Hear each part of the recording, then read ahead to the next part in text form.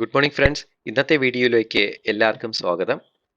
ഇത് മസിൽ ഗ്രിഡിൻ്റെ 120 AH 25.6 volt lithium ferrophosphate ബാറ്ററിയുടെ ചാർജ് ടെസ്റ്റിംഗ്, അതായത് കപ്പാസിറ്റി ടെസ്റ്റിങ്ങിൻ്റെ മൂന്നാമത്തെ വീഡിയോയാണ്. ആദ്യത്തെ 2 വീഡിയോകളിലായിട്ട് ബാറ്ററിയുടെ ഡീറ്റെയിൽസും ചാർജറിൻ്റെ ഡീറ്റെയിൽസും ഇൻവെർട്ടർ പാനൽ ഇതിൻ്റെ എല്ലാ ഡീറ്റെയിൽസും കൊടുത്തിട്ടുണ്ട്. ആ വീഡിയോ കാണുക. എന്നിട്ട് ഈ മൂന്നാമത്തെ വീഡിയോ കാണുക. ഇപ്പോൾ രണ്ടാമത്തെ വീഡിയോയുടെ അവസാനം 570 വാട്ട് അവർ ആയിരുന്നു ഈ ബാറ്ററിയിൽ ചാർജ് ആയത്. ഇപ്പോൾ സമയം 2:10 ആയിട്ടുണ്ട്. 1 മണിക്കാണ് ചാർജിങ് സ്റ്റാർട്ട് ചെയ്തത്. ഏകദേശം 1 മണിക്കൂർ കഴിഞ്ഞപ്പോഴേക്ക് 1250 വാട്ട് അവർ ആയിട്ടുണ്ട് ചാർജ് കപ്പാസിറ്റി. ഏകദേശം 1.25 യൂണിറ്റ് കറണ്ട് ഈ ബാറ്ററിയിൽ സ്റ്റോർ ചെയ്തിരിക്കുകയാണ്. ചാർജിങ് കറണ്ട് ഏകദേശം 53 ആംപിയർ ഏകദേശമാണ്. ബാറ്ററി വോൾട്ടേജ് 27.8 വോൾട്ടാണ് ഇപ്പോൾ കാണിക്കുന്നത്. സോളാറിൻ്റെ പവർ കുറഞ്ഞു വരികയാണ്. 2700 വാട്ട്സിൻ്റെ സോളാർ പാനലാണ് ഞാൻ ഇതിലേക്ക് കണക്ട് ചെയ്തേക്കുന്നത്. പക്ഷേ മഴയുടെ കാരണം, ചെറിയ മഴയുണ്ട്, ചാറ്റൽ മഴയുണ്ടായിരുന്നു. അപ്പോൾ വെയിൽ കുറവാണ്. അതുകൊണ്ട് 1500 വാട്ട്സൊക്കെ മാക്സിമം കപ്പാസിറ്റി കാണിക്കുന്നുള്ളൂ. ഇപ്പോൾ 1500 വാട്ട് അവർ, അതായത് 1.5 യൂണിറ്റ് കറണ്ട് ഓൾറെഡി ഈ ബാറ്ററിക്കുള്ളിൽ സ്റ്റോർ ആയിട്ടുണ്ട്. ഏകദേശം 1.25 മണിക്കൂർ കഴിഞ്ഞിട്ടുണ്ട് ചാർജ് ചെയ്ത് തുടങ്ങിയിട്ട്. ഇപ്പോൾ ഏകദേശം 1.25 യൂണിറ്റ് കറണ്ട് ഈ ബാറ്ററിക്കുള്ളിൽ സ്റ്റോർ ചെയ്തിരിക്കുകയാണ്. ബാറ്ററിയുടെ ടെർമിനൽ വോൾട്ടേജ് 28 വോൾട്ടേജ് കാണിക്കുന്നുണ്ട്. ചാർജിങ് കറണ്ട് ഏകദേശം 30 ആംപിയർ മുതൽ 55-60 ആംപിയർ വരെ വേരി ചെയ്തുകൊണ്ടിരിക്കുകയാണ്. ഇതിന് കാരണം മഴ ആയതുകൊണ്ടാണ്. മേഘം ഒത്തിരി ഉണ്ട്. അപ്പോൾ ചില സമയത്ത് ഇങ്ങനെ കൂടുതൽ വെയിൽ വരും, ചില സമയത്ത് വെയിലും കുറയുന്നുണ്ട്. അതിനനുസരിച്ച് പാനലിൻ്റെ പവർ, ഇവിടെ ലെഫ്റ്റ് സൈഡ് ബോട്ടം കാണിക്കുന്ന പാനലിൻ്റെ പവർ വേരി ചെയ്ത് വരികയാണ്. 800 വാട്ട്സ് മുതൽ 1500 വാട്ട്സ് വരെ മാറി മാറി വരുന്നുണ്ട്. ഇപ്പോൾ ഏകദേശം 2.25 യൂണിറ്റ് കറണ്ട് ഈ ബാറ്ററിക്കുള്ളിലേക്ക് ചാർജ് ചെയ്തിട്ടുണ്ട്. ഇപ്പോൾ 2.5 യൂണിറ്റായി. 2450 വാട്ട് അവർ, അതായത് ഏകദേശം 2.5 യൂണിറ്റ് ആയിട്ടുണ്ട്. ബാറ്ററി വോൾട്ടേജ് ഇപ്പോഴും 27.7 വോൾട്ടിൽ നിൽക്കുകയാണ്.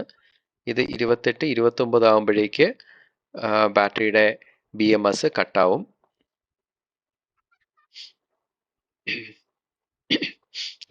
നമ്മുടെ എയിം എന്ന് വെച്ചാൽ ഈ ബാറ്ററിയുടെ കപ്പാസിറ്റി മാനുഫാക്ചറർ പറയുന്നത് പോലെ ആവുന്നുണ്ടോ എന്ന് നോക്കുകയാണ്. 3072 വാട്ട് അവർ ആണ് മാനുഫാക്ചറർ ക്ലെയിം ചെയ്യുന്നത്. അത് 2800 വാട്ട് അവർ ആയിട്ടുണ്ട്. ഇപ്പോൾ നമുക്ക് നോക്കാം എത്ര വരെ പോകുന്നുണ്ടെന്ന്. ഇപ്പോൾ 2900 വാട്ട് അവർ ആയിട്ടുണ്ട്. ഏകദേശം മാനുഫാക്ചറർ പറഞ്ഞ് ആ റേഞ്ചിൽ എത്തുന്നുണ്ട്. 2950, 2960 ആയിട്ടുണ്ട്, 2980 ആയിട്ടുണ്ട്. 3000 വാട്ട് അവർ, 3 യൂണിറ്റ് കറണ്ട് ഈ ബാറ്ററിയിൽ ചാർജ് ചെയ്തിട്ടുണ്ട്. 3075 ആയപ്പോഴേക്ക് ഇത് കട്ടായി. BMS കട്ടായി. ഉടനെ തന്നെ ഇൻവേർട്ടറിൽ ഹൈ വോൾട്ടേജ് കാണിച്ചു. ഇൻവേർട്ടറിൽ MPPTയിലും ഒരു ബീപ്പ് സൗണ്ടൊക്കെ ഇവിടെ കേട്ടിട്ടുണ്ട്. അതിന് കാരണമെന്ന് വെച്ചാൽ BMS കട്ടായ ഉടനെ ആ ഒരു ലോഡ് കുറഞ്ഞത് ഈ MPPT ചാർജ് കൺട്രോളറിന് സെൻസ് ചെയ്യാൻ കഴിയില്ല. ആ സമയത്ത് തന്നെ MPPT ചാർജ് കൺട്രോളർ ഒത്തിരി കറണ്ട് ഈ ബാറ്ററിയിലേക്ക് സപ്ലൈ ചെയ്തുകൊണ്ടിരിക്കും.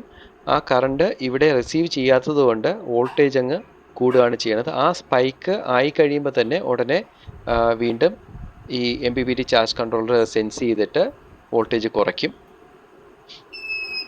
ആ ഒരു സ്പൈക്കാണ് ഇപ്പോൾ കണ്ടത്. 3079 വാട്ട് അവർ ആയി.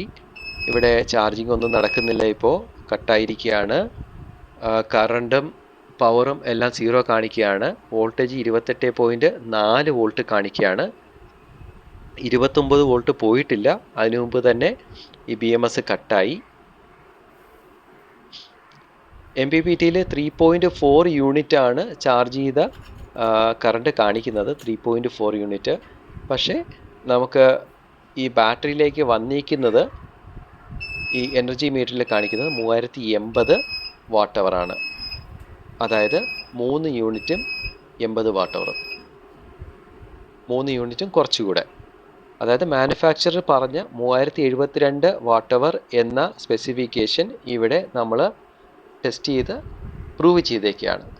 അത്രയും തന്നെയുണ്ട്. 120 AH കപ്പാസിറ്റി തന്നെ ഈ ബാറ്ററിക്കുണ്ട്. ഈ ബാറ്ററി ചാർജ് ആവാൻ 3072 വാട്ട് അവർ, അതായത് 3 യൂണിറ്റ് കറണ്ട് എടുക്കുന്നു. അപ്പോൾ ഇതാണ് എൻ്റെ ഒരു summary. Tested battery capacity 3080 watt hour. ഇത് ചാർജിങ് ഡ്യൂറേഷൻ 3 മണിക്കൂറാണ് എടുത്തിട്ടുള്ളത്. ആവറേജ് ചാർജിങ് കറണ്ട് 40 ആംപിയർ വെച്ച average charging current. Average charging current എന്ന് പറയുമ്പോൾ അത് 30 ആംപിയർ മുതൽ 60 ആംപിയർ വരെ വേരി ചെയ്തിട്ടുണ്ട്. മാക്സിമം ചാർജിങ് കറണ്ട് 60 ആംപിയർ ആണ് ഇതിനകത്തോട്ട് ചാർജ് ചെയ്തത്. മാനുഫാക്ചറിൻ്റെ സ്പെസിഫിക്കേഷൻ എന്ന് വെച്ചാൽ 40 ആംപിയർ ആണ്. ഇവിടെ നോക്കിയാൽ അറിയാം, 40 ആംപിയർ ആണ് മാനുഫാക്ചറുടെ ചാർജിങ് കറണ്ടിൻ്റെ സ്പെസിഫിക്കേഷൻ. പക്ഷേ 60 ആംപിയർ വരെ ഒരു കുഴപ്പമില്ലാതെ ഇത് ചാർജ് ആവണുണ്ട്. അപ്പോൾ ചാർജ് ടെസ്റ്റിങ് നമ്മൾ കംപ്ലീറ്റ് ചെയ്തു. ഇനി അടുത്തുള്ളത് ഡിസ്ചാർജ് ടെസ്റ്റിംഗ് ആണ്. അടുത്തൊരു വീഡിയോയിലേക്ക് അത് അക്കോമഡേറ്റ് ചെയ്യാം. എത്രയും വേഗം വീഡിയോ പോസ്റ്റ് ചെയ്യാം. എല്ലാവരും ചാനൽ സബ്സ്ക്രൈബ് ചെയ്യുക, ലൈക്ക് ചെയ്യുക. എല്ലാവർക്കും നന്ദി, നമസ്കാരം.